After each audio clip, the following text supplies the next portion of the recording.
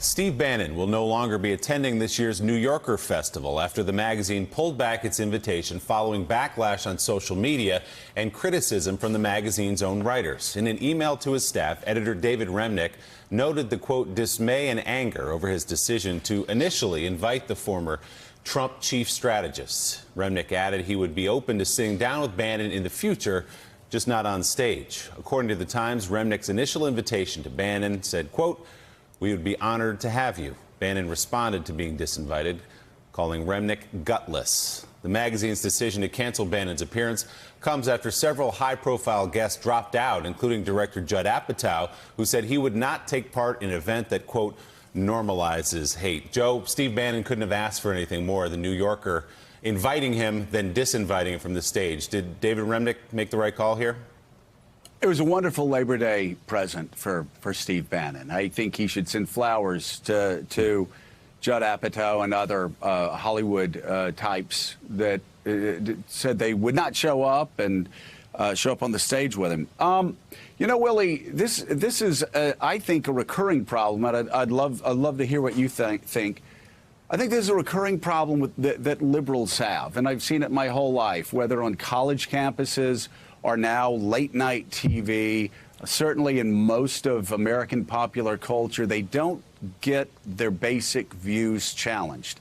And if Steve Bannon were just a fired White House guy, that would be one thing. But Steve Bannon is aligning himself with anti-democratic populist forces in Europe.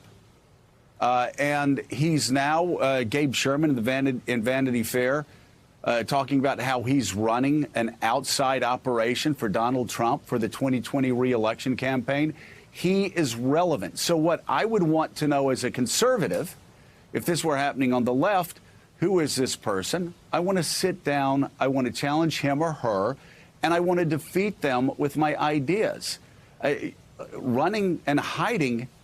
Well, you'll remember this. Yep. During the 2016 campaign, Willie, if we even suggested that Donald Trump could win on this set the last 3 weeks, we were bombarded with angry tweets. And how dare you, you racist, you this, you that. Liberals can't hide their heads in the sand anymore. And that's what this is doing. And I salute David Remnick for getting a guy that most of us find objectionable. I saw him at the Council on Foreign Relations years ago interview Sergei Lavrov. And it was extraordinarily educational and still shapes my views on Russia. You need to listen to your opponents and learn from your opponents. And learn where they're going. Does anyone doubt that anyone as smart and as good a journalist as David Remnick is would not have held his feet to the fire, would not have held Steve Bannon's feet to the fire? Yeah. I mean, there's no question he would have gotten in his face and pushed back and maybe drawn out some things that hadn't been drawn out before. I think that's sort of what he alluded to when he said, I'm not going to do it anymore. But he said, I did plan to push back, and I'd like to interview him in a journalistic setting for the magazine where I could do just that. And this is Steve Ratner. This is, I mean, my daughter and I were texting about the midterms last night, and she said, is there a concern about the left going too far left? And I said, absolutely. Absolutely, because while we're sitting here watching this show, I mean, I was equally as critical about Hillary Clinton and the problems with her candidacy as I was about Donald Trump's. And quite frankly, people are still attacking me on that, like freaking out. And instead of looking within and wondering what are the adjustments that the left can make to prevail beyond the resistance, which I think a lot of people on the right may join the left to push back against Trump. But then the left has to do better with how they move forward. We can't assume everybody feels the same way we do. Yeah, no, I totally agree. We meaning the left, not you. Yeah, thank you. I'm to the right of you at the moment. I know you are.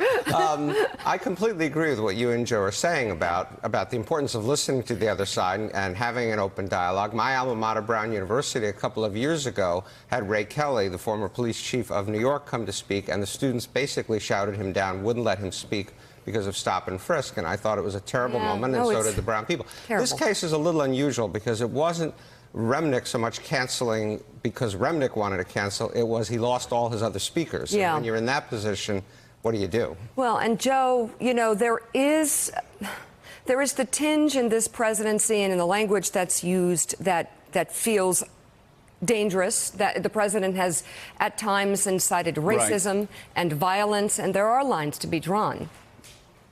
Well, and Steve Bannon, David Ignatius, has excused those racist tirades. Right. He's basically said that educated women are no longer needed by the Republicans. They're gone. Just forget about them. And so there's so much that Steve Bannon has said. There's so much that he believes in that conservatives like myself and liberals like Mika find objectionable. But he is relevant. He is talking with Donald Trump's campaign staff every day. He's leading phone calls every day talking about how to get Donald Trump reelected in 2020. This is not David Duke losing a governor's race and coming in second and being invited here. This is a guy who is the president's had the president's ear inside the White House during the defining moments of his White House, and is going to be running a campaign in one way or the other in 2020. Don't we want to hear what he has to say and challenge him? Because I think Remnick would have buried him rhetorically. He's obviously a newsmaker. Steve Bannon, in my book, is close to being the chief wrecker of our international alliances. He goes after America's longtime friends and allies.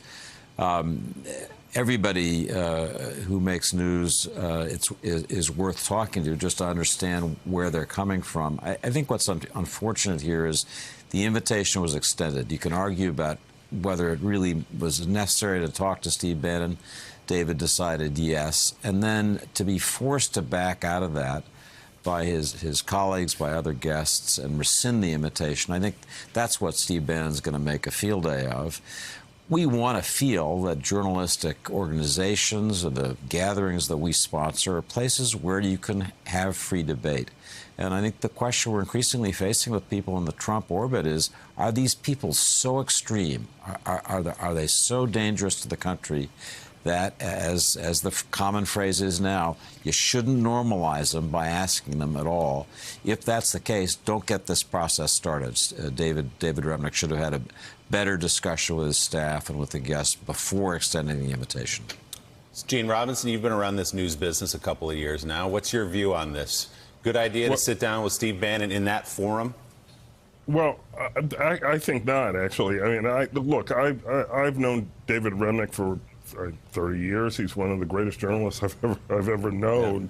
Yeah. He's amazing. You know, I think this has ended up being an own goal. You don't have to invite Steve Bannon to the New Yorker Festival. You can interview Steve Bannon in a journalistic setting. You can do it on video if you want to. If you want to preserve the record. There are lots of ways you can interview Steve Bannon, but what David chose was a way that really upset his staff and really upset his contributors and really upset the other participants. No, as Steve Rantner said, he didn't actually have a choice after the reaction. He wasn't going to have a festival if he had Steve Bannon. I think the error here, the basic error was as David Ignatius said, not perhaps consulting a bit more widely before deciding to include Bannon in this forum in this way, which obviously, and I think David would admit, he did admit it was a mistake. Well, still ahead, since taking office, President Trump has politicized the NFL and repeatedly criticized players for kneeling during the national anthem. We could see him on the attack again today. We'll explain that next on Morning Joe. Thanks for checking out MSNBC on YouTube, and make sure you subscribe to stay up to date on the day's biggest stories. And you can click on any of the videos around us to watch more from Morning Joe and MSNBC. Thanks so much for watching.